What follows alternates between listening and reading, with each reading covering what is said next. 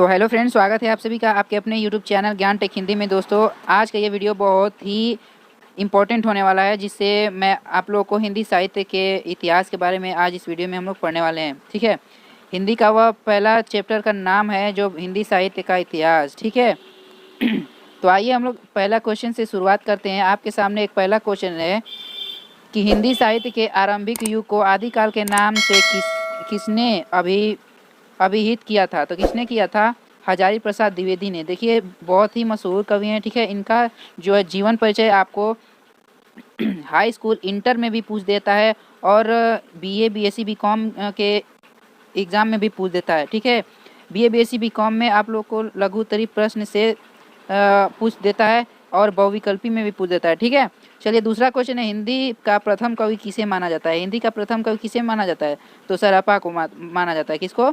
सरपाद को। फिर यहाँ पे तीसरा क्वेश्चन आपसे पूछ रहा है कि विशलदेव रासो के रचयिता का नाम क्या है? बताइए। ये दोस्तों, यह विशलदेव रासो जो है यह BA second year first year के एग्ज़ाम में 2021 में जो है 21 इसमें इस साल पूछा था। ठीक है, मैं अपना एक्सपीरियंस खुद का एक्सपीरियंस बता रहा हूँ। मैंने खुद दिया इसका एग्ज़ाम, तो यह पूछा था। ठीक है, तो क्या पूछ रहा है? विशलदेव रासो के रचयिता का नाम क्या है? तो क्या है? नरपतिनाल। अब पूछ रहा है कि पद्मचर्यु किसकी रचना है? तो किसकी रचना है? ये स्वयंभू की रचना है। किसकी रचना है? स्वयंभू की। ठीक है, अब यहाँ पांचवा क्वेश्चन है कि आदिकाल में खड़ी बोली को काव्य भाषा बनाने वाला प्रथम कवि कौन है? तो कौन है? अमीर खुसरो। कौन है?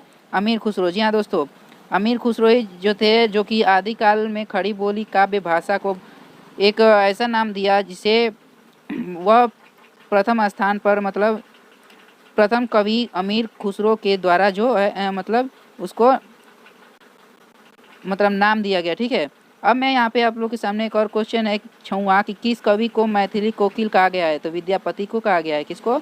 विद्यापति को। ठीक है दोस्तों, अब यहाँ पे सातवां क्वेश्चन जो है वह पूछ रहा है सरपा की सर्वाधिक प्रसिद्ध रचना कौन सी है? तो दोहा कोश। कौन सी है? दोहा कोश। ठीक है, और सातवां क्वेश्चन है कि हिंदी साहित्य के किस काल को हिंदी का स्वर्ण युग काल कहा गया है? देखिए, ये भी इंटर में पूछ देता है। तो किसको कहा गया है? भक्ति काल को कहा गया है। ठीक है यहाँ पे देखिए पूछ रहा है चंदायन। चंदायन किसकी रचना है? ये भी इंटर में पूछा है। ये मोस्ट इंपॉर्टेंट क्वेश्चन है दोस्तों, आप लोग इसको जरूर नोट डाउन करते रहिएगा। ठीक है, तो चंदायन के रचनाकार का नाम क्या है? तो मुल्ला दाऊद। क्या है? मुल्ला दाऊद। ठीक है, अब यहाँ पे पूछ दे रहा है आपसे दोस्तों कि दादू भक्ति काल की किस धारा के कवि हैं? जो दादू एक प्रसिद्ध मतलब रचना है, दादू भक्ति काल के किस धारा के कवि हैं? तो निर्गुण धारा के। ठीक है, तो दोस्तों जो 11वां क्वेश्चन है ये आप लोग के सामने है कि कवितावली के रचयिता का नाम क्या है? कवितावली किसने इस कवितावली को किसने लिखा है? तो तुलसीदास ने। किसने लिखा है? तो तुलसीदास ने। ठीक है, 12वां क्वेश्चन आपका पूछ रहा है कि भ्रमर गीत के रचनाकार कौन है? तो कौन है? सूरदास। ठीक है, सूरदास का बहुत ही प्रसिद्ध रचना है और है। ठीक है, यहाँ पे अब 13वां क्वेश्चन पूछ रहा है दोस्तों कि तुलसी ने किस महाकाव्य की रचना की थी? तो रामचरितमानस। देखिए दोस्तों, ये रामचरितमानस आप लोग को पता होगा। ठीक है यह बहुत ही माना जाना यह महाकाव्य है। ठीक है, अब यहाँ पे आपका 15वां क्वेश्चन आ रहा है दोस्तों। 15वां क्वेश्चन ये है कि शुद्धद्वैतवाद का संबंध की हिंदी साहित्य के किस धारा से है? तो कृष्ण भक्ति शाखा जो वल्लभाचार्य आते हैं उसमें। ठीक है, उसके अंदर वल्लभाचार्य आते हैं। ठीक है, अब यहाँ पे आपको पूछ दे रहा है, आपका नेक्स्ट क्वेश्चन है जो राम भक्ति काव्य पर किस दर्शन का प्रभाव पड़ा है? तो विशिष्ट द्वैतवाद, रामानुजाचार्य।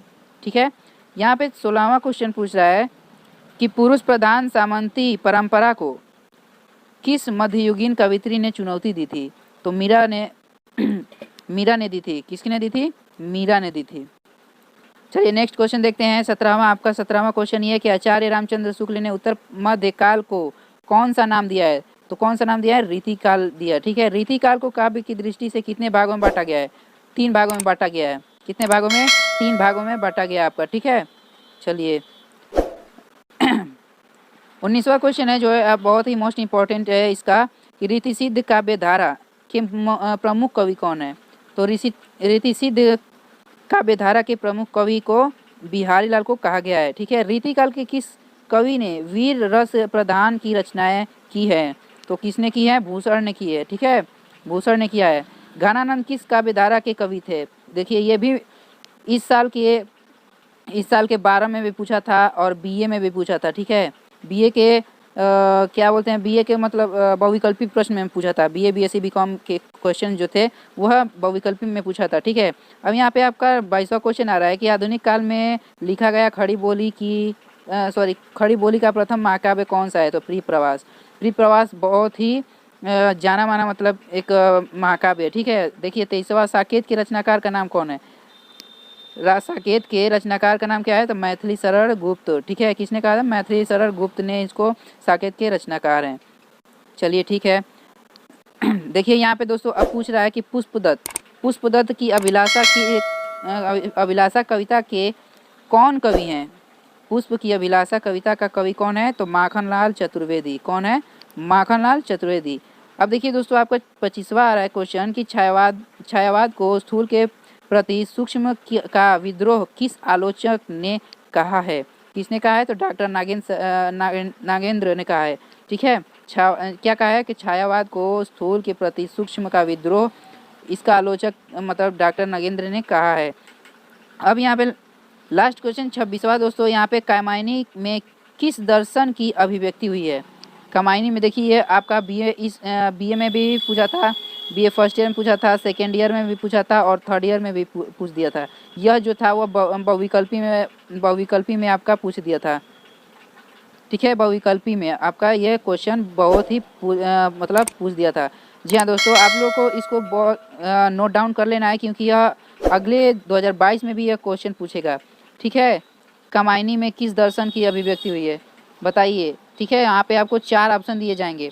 ठीक है, क, फिर यहाँ पे ख, जैसे एग्जाम्पल के तौर पर क, ख, ग एंड घ। यहाँ पे यहाँ पे 4 ऑप्शन दिए रहेंगे। अब चारों ऑप्शन में से किसी एक ऑप्शन को आपको सेलेक्ट करना होगा। ठीक, क्या करना होगा दोस्तों? सेलेक्ट करना होगा। ठीक है, उसमें आप लोग को सही करनी मतलब उसको गोला भरना होता है। ठीक है। तो दोस्तों उम्मीद करता हूँ कि आज का ये वीडियो 26 क्वेश्चन के साथ पूरा आप लोग को समझ में आ गया होगा। दोस्तों आई होप कि आप लोग के वीडियो अच्छा लगा हो। आप लोग वीडियो को एक बार लाइक ज़रूर कर दो यार, एक बार लाइक ज़रूर कर दो क्योंकि आप लोग के लिए मैं मेहनत करता रहता हूँ और इसके मतलब क्या क्या एग्ज़ाम में पूछता है और हर एक चीज़ मतलब लेटेस्ट अपडेट जैसे ही कुछ मिलता है मैं आप लोग को इस पर डालता रहता हूँ। तो दोस्तों आप लोग जल्द से जल्द इस वीडियो को लाइक कीजिए, जितना से ज़्यादा शेयर करना है शेयर कर दीजिए और चैनल को सब्सक्राइब तो कर ही लीजिए क्योंकि यहाँ पे हमारे यहाँ जेन्युइन अपडेट आप लोग को मिलता रहेगा। तो चलिए दोस्तों मिलते हैं नेक्स्ट वीडियो में, तब तक के लिए हमें दीजिए आप इजाज़त। जय हिंद, जय भारत।